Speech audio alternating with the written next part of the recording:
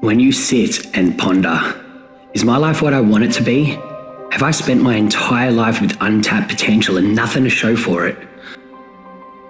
When we decide to stop being passive in our lives and reevaluate, how do we define ourselves? Most of us define ourselves by the things we spend most of our time on. Oh, I'm a personal trainer. I'm a salesman. I'm a cook. However, there comes a moment when we must liberate ourselves from defining our existence solely by the time we've invested in certain tasks. What you have done should not automatically dictate what you should do. We often base decisions about where we want to go on where we have already been. But driving 1,000 miles means nothing if it's in the wrong direction. To get to where you want to be, sometimes you need to pull over and figure out which direction to take. Not driving at all is more productive than driving in the opposite direction. I remember listening to Toni Robbins once, and he asked, "When did you define yourself?" That thought rattled me. I realized that the limitations I placed on myself were based on decisions I made as a kid. I was disorganized as a kid, and now, while running a business, I allow that trait to justify basic mistakes.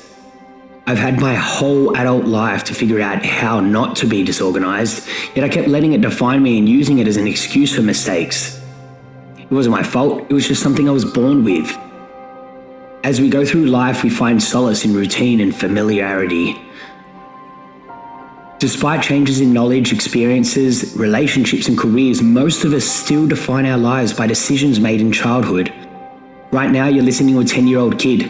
How often do you listen to a 10-year-old kid and think, what the hell were they talking about, as you watch them run around and spin in circles? That's who you're defining your life by right now. We wake up each day subconsciously tethered to the past, making the same mistakes that led us further away from our goals. It's a paradox of progress. We feel the need to constantly be moving to make progress when, in reality, it often takes us further away. Repetition does not validate correctness. The time invested in something should not represent its value or importance. The path to success lies not in the familiar, but the courage to question, introspect, and travel in the right direction, not just any direction. The first step in this situation is to evaluate our lives. You probably thought about your goals before, but many of us are too busy to write them down and delve into the specifics. Imagine building a house and only thinking about what you want it to look like without drawing a design, considering the structural work, layout, and choosing the right materials. Do you think you'll build a house exactly as you visualized? You can bet your ass it won't. We try to solve the same problems every day with the same solutions, covering our bills with the same job. If your job doesn't change, why would your bills? We have these big life goals that we think up in our head, but we're not even willing to take the time to write them down. If you're too busy to write your goals down, how do you think you're going to make the time to make them happen? Once you write down your goals, think about how you reach them. What do you need to do daily? What skills do you need to learn? What kind of person do you have to be? Look for people doing what you want to do. Do they look like you, dress well with a nice haircut? If they do and you don't, well then get a haircut. Do they take command in conversations? If they do and you don't, learn how to communicate. Do they understand marketing and sales? If they do and you don't, spend the time to learn. If you're trying to build a different life but hold on to predefined characteristics, how do you think that's going to actually work out? Now, I've given you a lot of homework, but the fantastic thing is we have millions of resources available to us at our fingertips. We don't even have to go to a library anymore, but there's thousands and thousands of books written by the experts in their own field, and you don't even have to read them anymore. You can literally listen in your car, listen while you're getting ready for the start of the day at twice the reading speed, and you can learn a whole new topic in literally just a few hours. Now, I want to give you something that you can actually do starting today. If you were just going to take a bit of time, think about how much longer it's going to take to backtrack after you spent another year or two going in the wrong direction. It might sound a little bit crazy, but trust me, do this. Do this every single day for the next 2 weeks.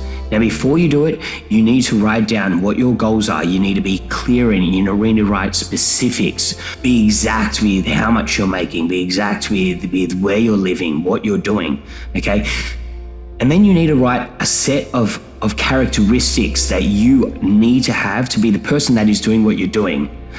Visualize and become the person that is going to accomplish your goals.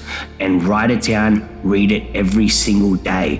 What are their habits? What are their characteristics? What do they look like? What are the things they do on a daily basis? How do they treat other people?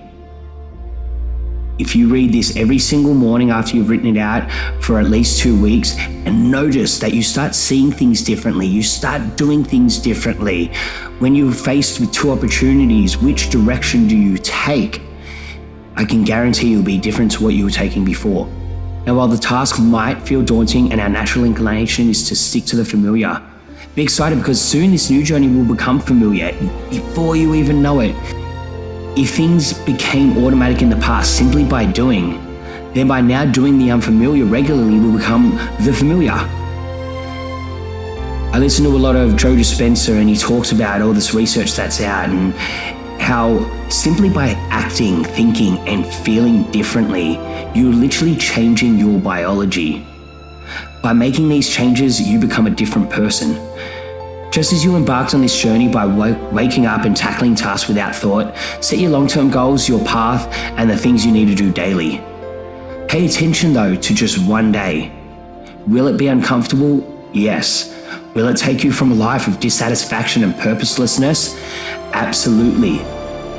When we reframe progress as closeness to the ideal rather than a measure of distance covered, a moment of stillness becomes a necessary step towards the true progress. As you reflect on how you spend your time, look for value, not just effort. Don't define yourself by the things you've always done. Define yourself by the things you should be doing. Stand still, breathe, and decide who you need to be.